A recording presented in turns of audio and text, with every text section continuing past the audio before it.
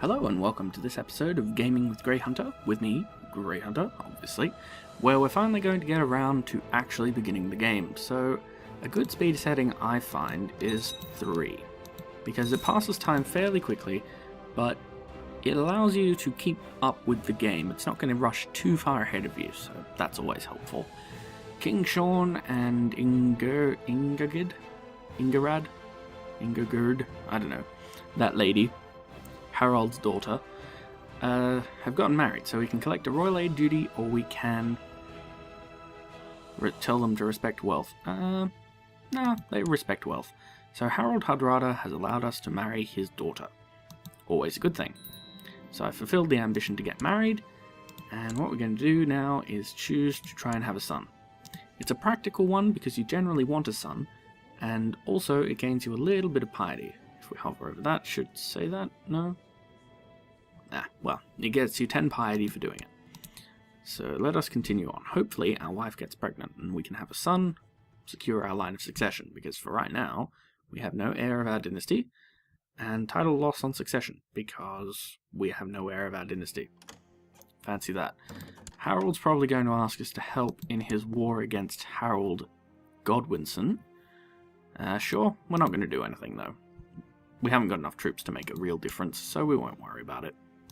And look, he's got 29,000. He'll be fine. But we can watch the battle unfold, so let's have a look. Ooh, actually he might not be fine.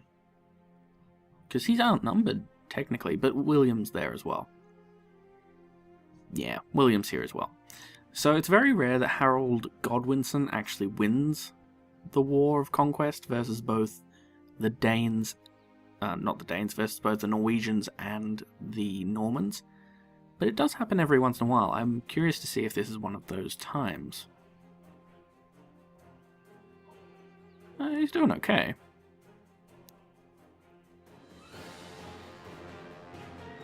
Be interesting if he was. So who is actually in on this war? Yeah, he's going to lose. So he's got me, Petty King of Soria, and himself in on this one. Usually he calls in the Danes if he looks like he's going to lose, so it's nice that we don't have to worry about it this time. I wonder if William the Bastard will win though, because he might be able to attack He might be able to attack both the weakened armies. Let's have a look at independent realms. Oh no, he's already been beaten. Duke William the Bastard, he's already been beaten. He's in Paris to train troops. And peasants attacked while collecting taxes in Thormont. Those bastards. Yeah, he lost. I think. Oh no. No, he's going to win now, but it's whether or not he keeps it. I think. Yeah. But for right now, we're not really doing all that much, mainly because we haven't got that much power. Duke Morcar is attacking Harold Hardrada, but he's going to either weaken him enough that William can take him. That's odd. Actually, is William fighting? Or not? No. No, he lost. Okay, he lost. The Norwegian invasion has ended. Harold IV of Norway has won. Okay, so there you go. That usually happens. The stubborn Baron of Thormont is really getting on my nerves. Her diplomatic skill has saved me many times before. That's interesting. So you get these events every once in a while, and hopefully you'll get good ones, if you're lucky. So we can gain +1 diplomacy and have content. I'm pretty sure we already have content. Yeah, we do. But +1 diplomacy is pretty good, so we'll take it. I'm perfectly happy with the way things are. Oh, we gain +1 diplomacy. Damn it. Obviously it was not meant to be. So Scotland's splintering. King Malcolm, who has an awesome crown, by the way. And we have a scar. Fancy. King Malcolm. He's having a fun time over there fighting. He doesn't own much of Scotland. Yeah, it's a civil war. And Harold's calling us to arms again. Why? The Norwegian Lothian de jure war over the Cumberland. Sure. Again, we're not really going to do anything. This episode's probably going to be about 15 to 20 minutes long, but there's not really all that much we can do at this point in time because we are so small. It's generally just going to be a this is how we begin the game sort of thing. It would be nice if we could get a claim on ossuary, but we've only got a 15% chance of doing that yearly. So I'm going to speed up the time again, because this war's going to be inconclusive for us, and I'd really like to see if we can get a claim. I guess I could use the console command to give us a claim, but that's not really the way to, show people how to play the game, is it? I don't think. So, you have managed to improve relations with yourself. Yeah, good job. I find that hilariously ironic that you can actually direct people to improve relations with themselves, and they see nothing wrong with this. They're just like, yeah, actually, yeah, that makes sense. So, Duke Gospatrick of Lothian is probably going to lose. He's heir to the county of Cumberland. What does he actually hold? He holds Lothian and Dunbar, so his vassals hold the other bits. Is that his son? Yeah, that's his son. Makes sense. But as you can see, Harold Hardrada is kicking the ever-loving bejesus out of him. So, Norway in this situation is probably just going to manage to conquer all of the British Isles. Really. And probably form the Empire of Britannia. Which is interesting, actually, because to do that, you generally have to conquer all of Scotland as well. So, let's see how he does. Hooray, the wife is pregnant. She's 22.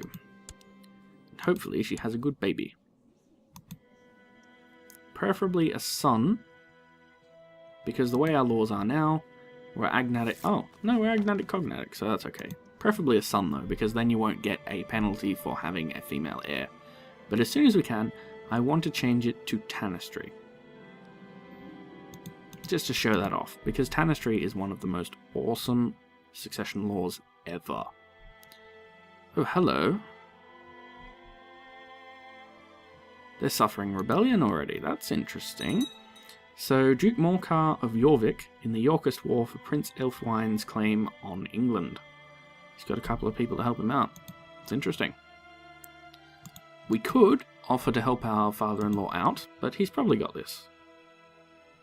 Yeah, he's got this. He's got a badass name too, he's Harold the Conqueror. A daughter was born to King Sean of Munster and Princess What's-her-face of Norway named Morda. Swell. So now at least we have an heir. But being a female heir, we have one other problem now. If we hover over this guy, he's got a -10 to us because we have a female heir. He's not a happy camper about that. Female heirs are not a good thing. Unless you have absolute cognatic. But to do that, you have to be Basque, so you have to be from here. And unfortunately, we are not. But it's okay. We will survive. So hopefully we can knock her up again. That would be nice.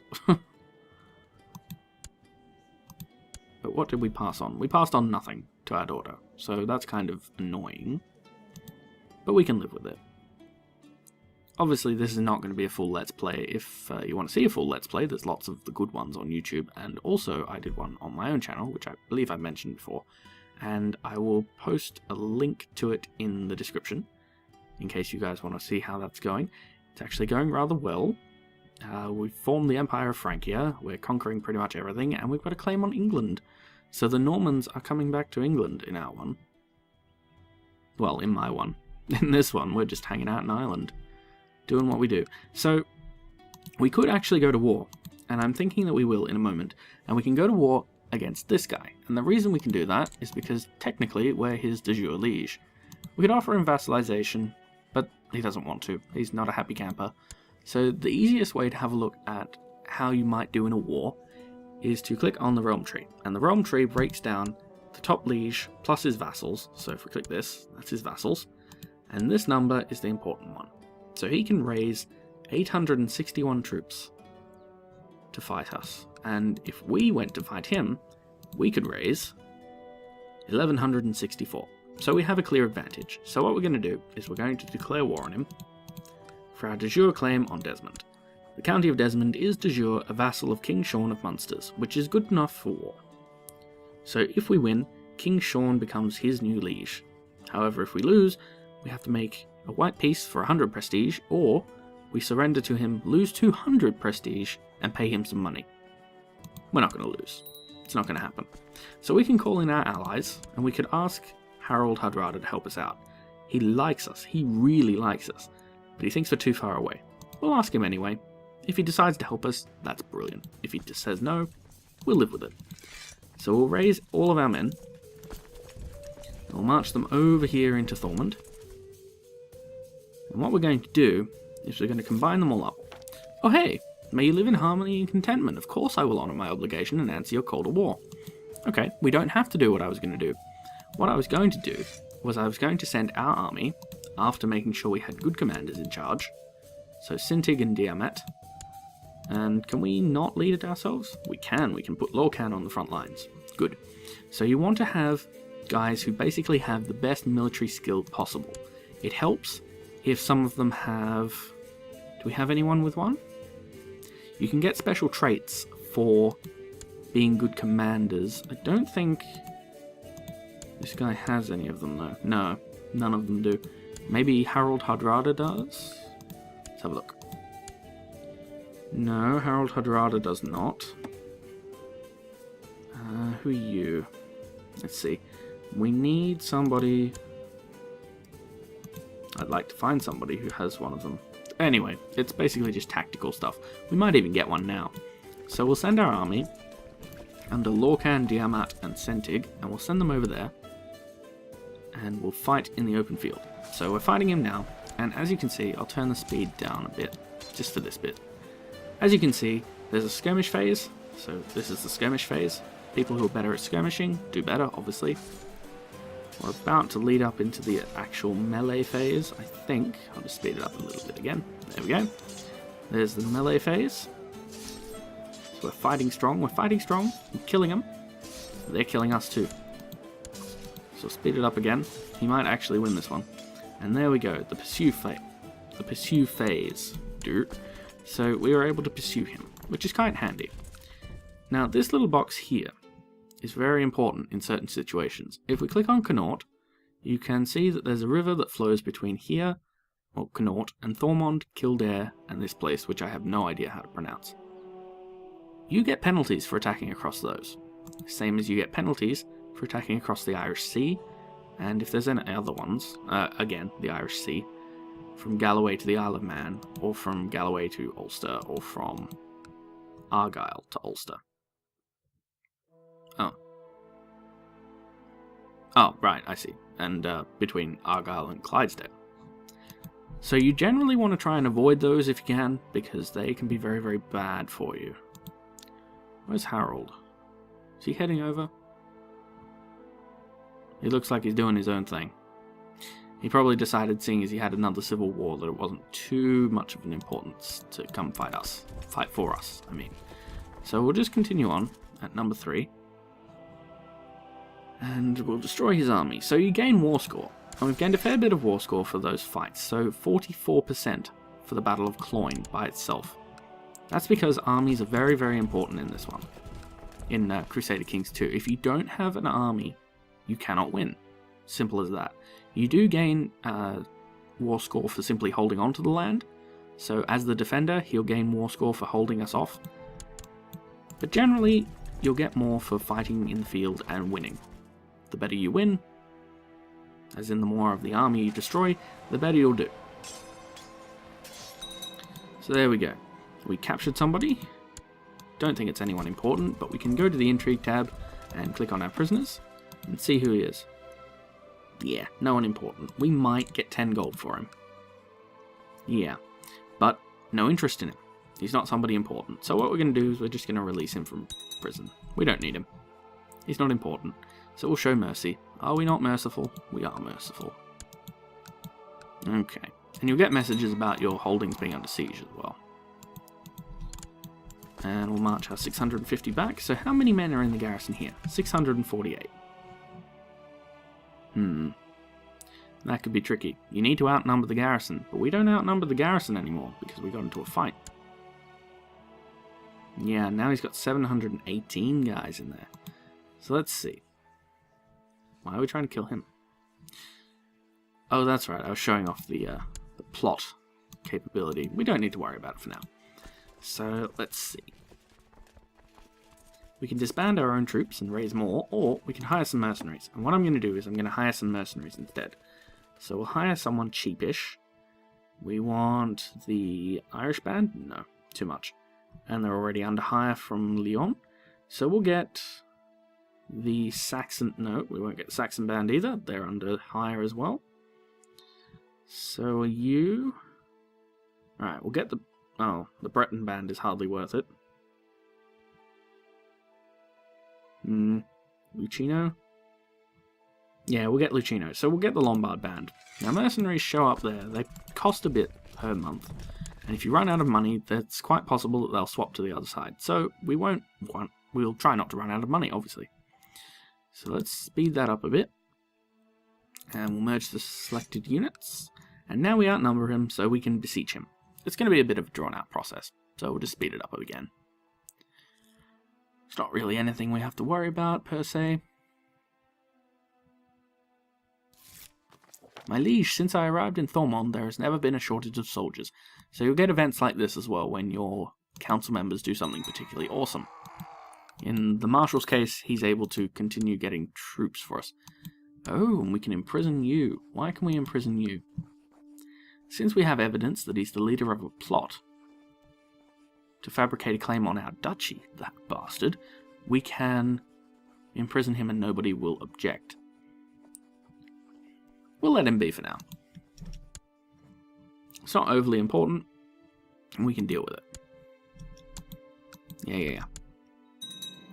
Okay, so we dragged out this fella. He's no one important.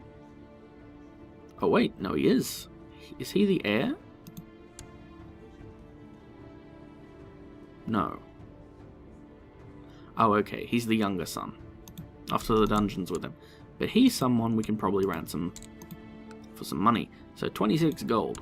That'll pay for our mercenaries for a little bit, so we'll do that. Alrighty, and he's willing to surrender now. Justice is a harsh mistress and I cannot love her anymore. Damn. We'll get you a falcon. Sure. And this fellow will surrender. He's offered to surrender to us. So we'll gain 100 prestige for winning the war. And now we've got some dudes. Which means that now we can deal with this plot. So what we'll do is we'll attempt to arrest him. We've only got a 55% chance, so it's entirely possible he'll raise his army and try to fight us. But that's okay. He's raised his flag in rebellion, but we have troops. And we can call Harold in again, but he likes our enemies too much, mainly because this guy is Norwegian. But that's okay, we'll deal with it.